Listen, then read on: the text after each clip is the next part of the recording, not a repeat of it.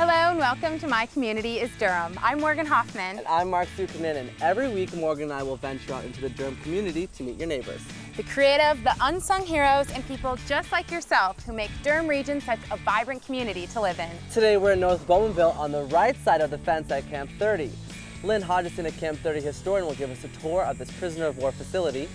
We'll meet a Canadian soldier who's back from Afghanistan. And later we'll meet a soccer coach who knows how to bring out the best in her team. Now, you might think that Canada was far removed from the Second World War. But geographically speaking, a lot of wartime intrigue happened right here at Camp 30 in North Bowmanville. Matt Hallworth met with Lynn Hodgson, a Camp 30 historian and author, to take a tour of this important historic location. Lynn Hodgson is passionate about Canadian history, and when it comes to the infamous Camp 30, he's enthusiastic about a time when Canadians assisted their allies in the imprisonment of 880 Nazi officers. So Lynn, what does Camp 30 mean to you? Well, Camp 30 is a very important part of our history and heritage related to the Second World War. And that's because this camp imprisoned over 880 senior German officers.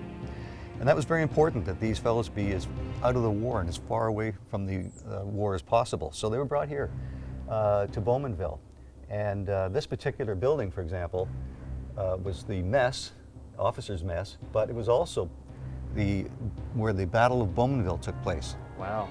And during the Battle of Bowmanville, which was the weekend of Thanksgiving, 1942, the officers took over the camp from inside the buildings, took this one first, barricaded the buildings, and dared the Canadians to come in and get them. And it was the beginning of a three-day battle, which culminated with the Germans finally surrendering on the third day. That's very interesting. I heard somebody dug a tunnel around here. Why don't you show me? I will do that. Matt, this is another famous building of Camp 30. Inside this room, the Germans made a tunnel by actually breaking through the concrete floor and going down 15 feet and then tunneling out across Lamb's Road out into a farmer's field about 300 feet, well away from a guard tower which was situated just over here. And it's interesting because this escape was actually ordered by Adolf Hitler himself. Wow. He was to get out Otto Kretschmer, the very famous U-boat commander, get him down to New Brunswick, where there would be a U-boat off the coast of New Brunswick waiting to pick him up. Did he make it out? He didn't make it out. The Germans put the soil up in the ceiling of this building, and one night the ceiling collapsed and the game was up for the tunnel. This is another interesting building. On this side you have a gymnasium, and on this side you have an indoor swimming pool, and it was available to them all day long, every day. I guess they had it pretty good. Yes. This is the gymnasium, and the Germans would actually put on live shows, orchestras, oh, really? and concerts and whatnot for their own people. And so they would be in uniform, and they played big band music. They loved Glenn Miller, for example. So let's go in and we'll take a look at the pool now. Great, sounds like they had it pretty good here. Mm-hmm. So Matt, this is the pool area where the Germans would have meets and stay in shape and just enjoy themselves. For a POW camp, you know, they really had it good here. They did, and as one POW said, it's a 5-star hotel. That's for sure. Lynn, feeling as passionate as you do about this site, how does it make you feel to look inside and see this burnt up building like it is right here? Yeah, this fire is it's devastating. So much history here, Canadian history. It was the general's house during World War II, and losing this, it's gone now. It's gone forever, and it is so sad. Well, this has been a very fascinating experience, Lynn. Thank you very much for showing me Camp 30. Oh, you're welcome, Matt. Bowmanville's Camp 30 is a forgotten landmark found right in our own backyard. Lynn Hodgson works hard to raise awareness of this site because he knows it is the last of its kind, still standing. Despite having great food and amenities at the Hotel Bowmanville, many of the German prisoners wanted to escape Camp 30 and return to the war. Although no one made it past the beach in New Brunswick, upon capture, the RCMP brought back the prisoners to their wartime accommodations. Proving that it can be said at the Hotel Bowmanville, you can check out, but you can never leave. Up next, we meet a Canadian soldier who is back from Afghanistan.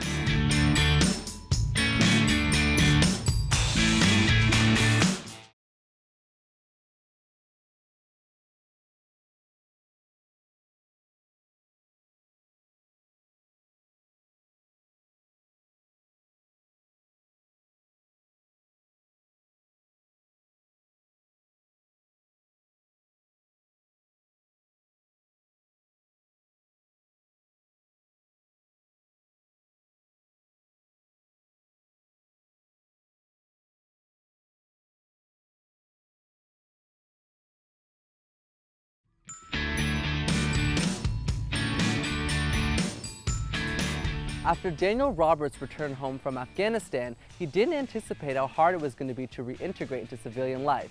Daniel reveals his day-to-day struggles after coming back from war. Daniel Roberts always wants to be where the action is. Combined with a love for helping people, serving his country is an easy fit. While peacekeeping in Afghanistan, Daniel was exposed to the hardships of war every day. Times get pretty bad, you know, and there's certain days, like, I mean, days and nights when you don't sleep, you don't eat, you know, you're sleeping on the sand, you just, you know, really rough days where you're working all the time.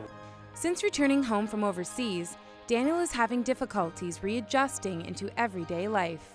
As long as I'm with somebody, most of the times I'm pretty good, but if I'm not with somebody, like, I mean, I was in the store the other day and, you know, kind of like had a little flashback. Like, I knew where I was, like I knew I was in the store, but I was looking for my buddy because he walked away.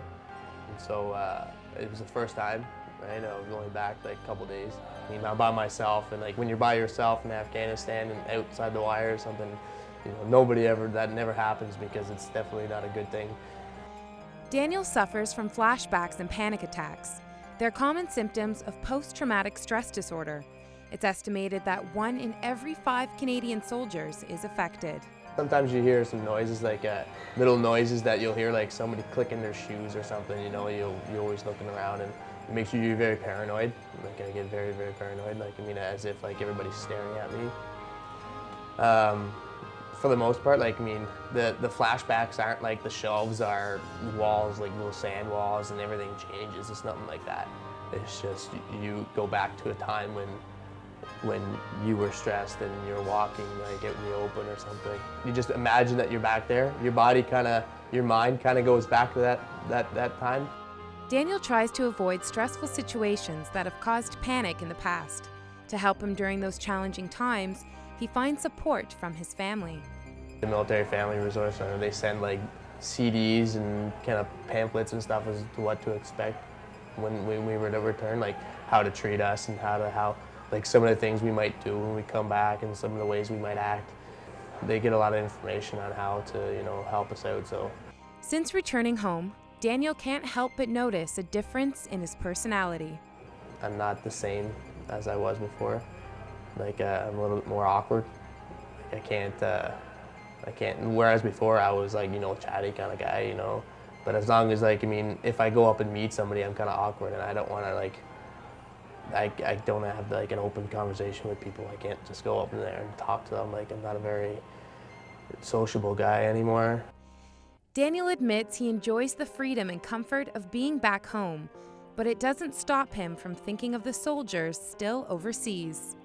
It's the guilt. Like, you get pretty upset over it because, like, I mean, when you're there, it's different because you're there and you know where you were and you know what you were doing. But at the same time, when you're here, it's like, maybe I could have been there, maybe I could have stopped this, maybe I could have helped this. Although Daniel had to overcome many challenges, he's proud to be part of the Canadian Armed Forces, and the word regret is not part of his vocabulary. It's definitely one of the best decisions I've ever made. To me, I think so, because now I have so much more knowledge, like, you know, I've done things that, you know, some people have never done, never seen, you know, people can only talk about it, you know, like when you're over there, you don't really think about that, but when it's all done and you're back, you can say, well, I did that. A local charity has been set up to help Canadian soldiers who've been wounded overseas. Wounded Warriors has raised over $600,000 to treat visible and non-visible injuries like that of post-traumatic stress disorder.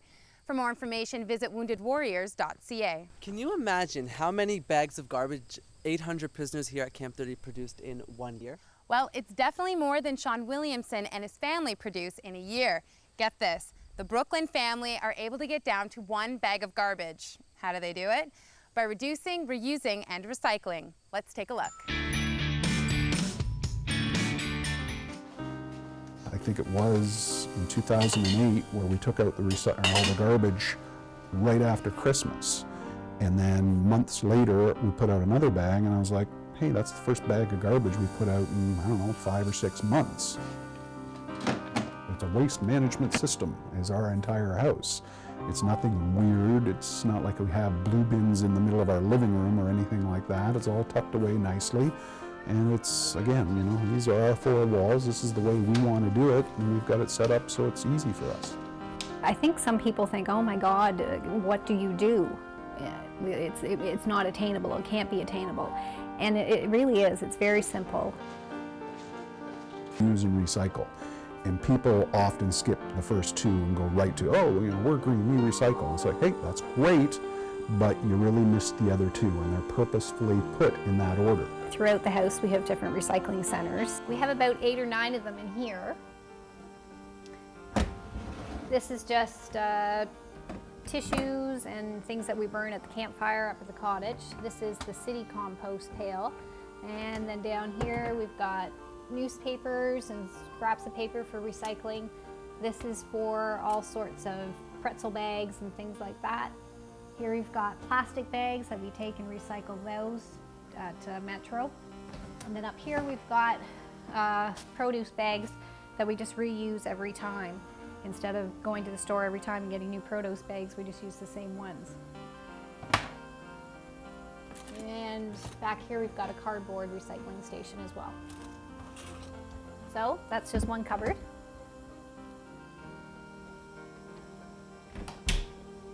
And then over here, under the sink, we've got 3 more stations. This is our compost station, which we actually use for our own compost in the backyard. So that's where our fruit and veggies go, and papers, like napkins and things like that. And in here we've got straight up garbage, which doesn't go in very often. And lastly in here, just the last recycling that goes out, things like milk containers, salmon containers, and that just goes to the curb as well. So total in the kitchen, we probably have about 13 or 14 recycling stations. We don't have a whole bunch of different bottles of cleaners and everything like that under the sink. Really the key things that we use are borax, vinegar, baking soda, as well as lemons. Now granted, we have other things like we have dishwashing detergent, which is specialty. So this is our basement. We call it our green basement, I guess. We did this about 2 or 3 years ago. And it was just, we started from scratch, so we wanted to make it very us. We designed this to be a nice family place. The entire basement is insulated both for sound up here and for thermal all the way around, so it's very comfortable.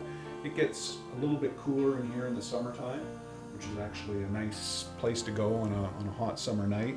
But in the winter, it's very warm, it's not damp, it's quite comfortable to live down here.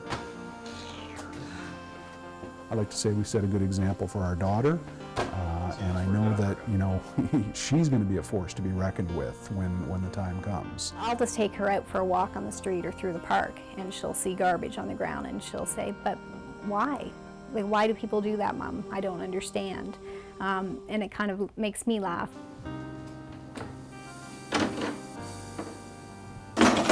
It's easy. Even their daughter knows more about recycling than most of us. To find out about all the recycling options in Durham region, visit durham.ca. The region has all the information you need to know to get down to 1 bag of garbage too. Coming up next, a brother and sister duo make their dreams come true.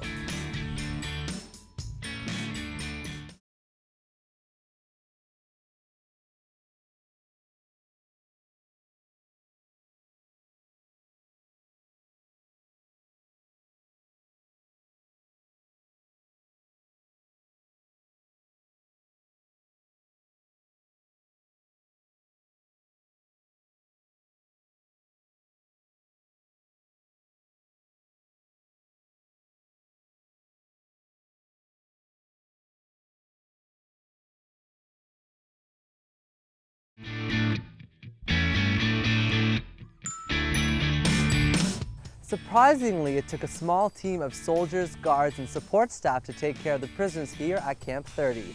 Just like our next team made of two, a brother and sister who found out that starting their own business would be an adventure. We work in teams and we play in teams. It's been said that a team is only as good as its players. For Lisa and Jeff Kern, it's a brother and sister team who dared to start a business together. I'll admit that I'm not the easiest to work with, but we're kicking it.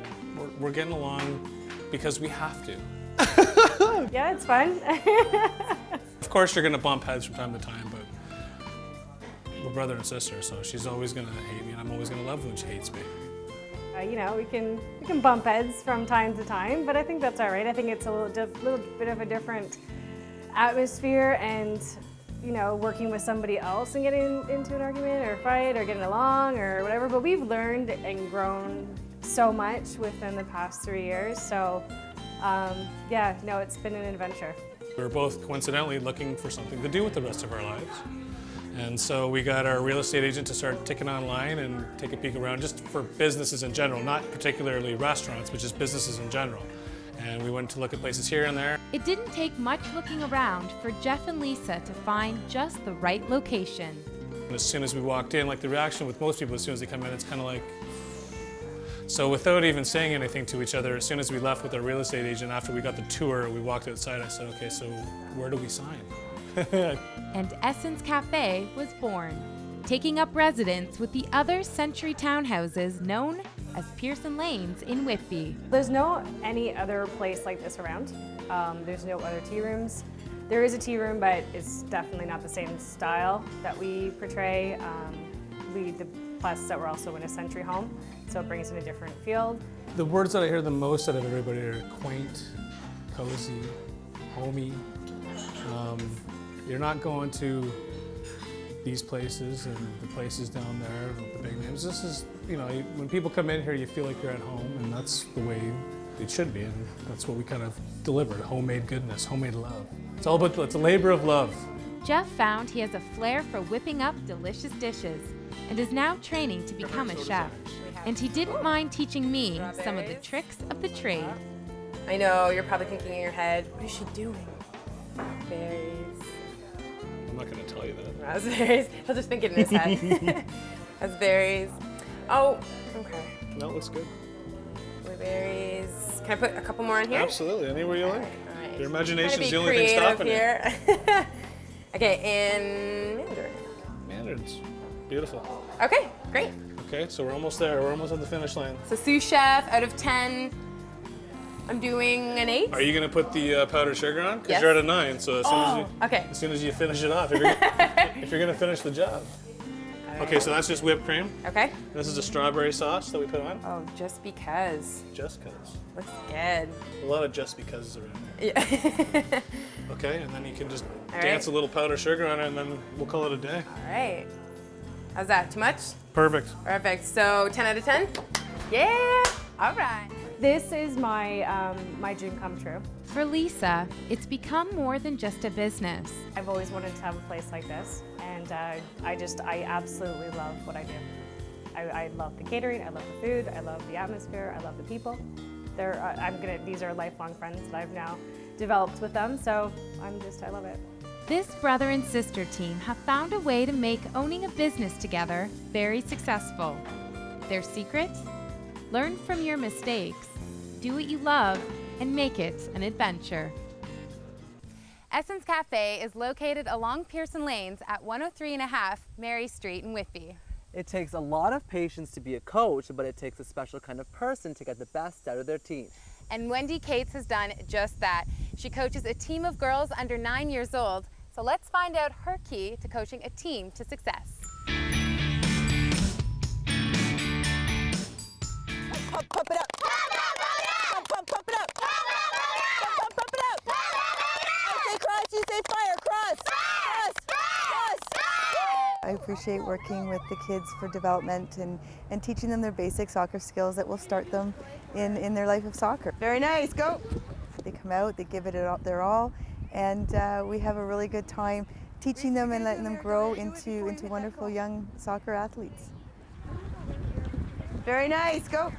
I started coaching at a very young age. At 16, I just started working with young kids in all various different sports, and with my own children and their decision to start playing soccer at 4 and 5, I just took on the soccer role and started coaching. Nice long passes, let's go.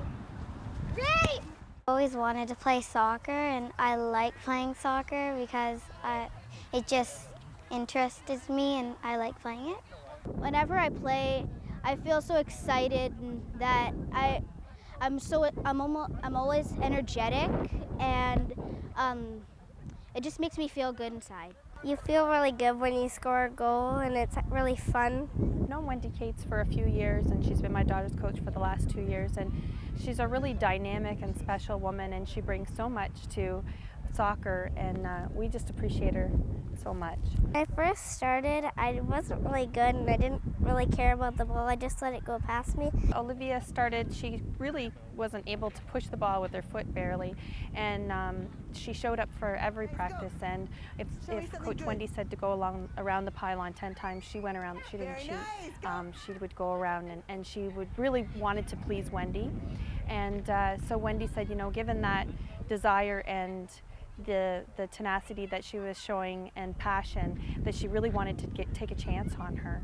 Everything I taught her, she went through, and she did her very best. Technically, she looked at everything from a technical point of view, had no idea what a game was, and her technical abilities and her way to play the game right now is unbelievable. I don't think her parents ever expected her to be the soccer player that she is, and after 2 years, I can tell you she is amazing to watch and a thrill. Now I seem to really care about where the ball goes and make sure that it goes in the net. And once we get that ball, we're going to move to what? Space! And then what are we going to do? Make a pass! And where are we aiming it for? The corner flag! Good job, good job. Well done. Awesome. Nice work.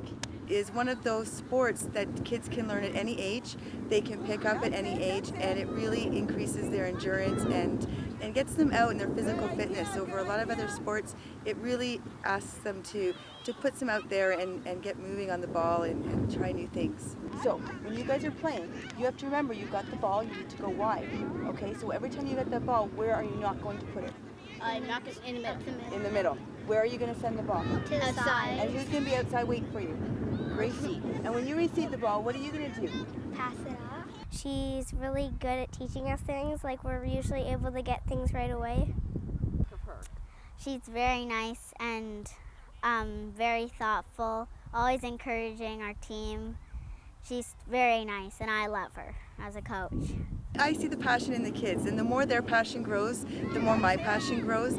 As they get better with their skills and their development, and they see that in themselves, I take a lot of pride in their growth and their development. And when it's time for them to move on to another coach, it's a great success for me. What's my motto? Play like a champion, practice like you want to be one. Durham Region loves soccer. On any night, you can find children and their parents taking over the soccer field. For more information of how to get your children in soccer, go to oshawakicksrep.com. Mark, did you know that the prisoners at Camp 30 were allowed to play soccer? No way, that's so cool. I didn't know that. Doesn't sound like much of a prison, does it? Not really. For more information about My Community is Durham, or if you have a great story idea, visit rogerstv.com.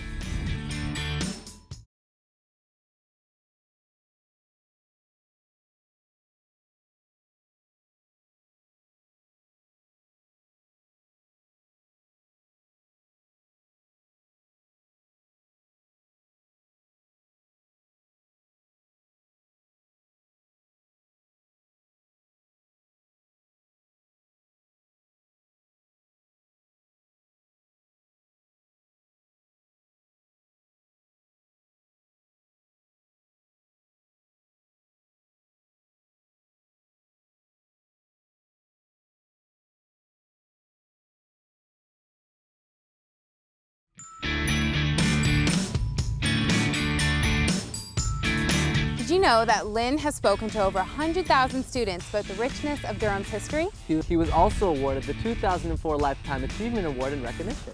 Camp 30 must have been quite a place back in its day.